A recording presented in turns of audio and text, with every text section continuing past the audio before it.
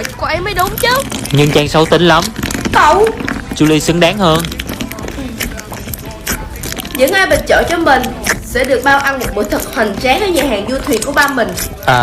Nghĩ lại thì Trang cũng tốt bụng phết đó chứ. Đúng rồi đó, bình chọn cho Trang đi. Ê Trang, cậu được bình chọn nhiều nhất trường luôn rồi nè. Vậy chứ. Cậu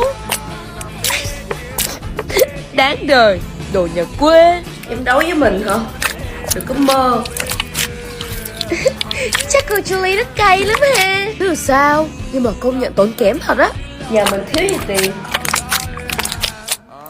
Hello Trang, Hello Tom. cậu là Quyên đúng không? Đúng rồi á. Dĩ nhiên rồi, trên được 10 trên 10 để hoàn hảo lắm mà. Vậy hả? Tớ cũng được 10 trên 10 nè. Cậu đi prom với tớ nha. Dĩ nhiên là được rồi. Với vào ngày tổ chức prom, điểm đánh giá của mỗi người sẽ được công khai á.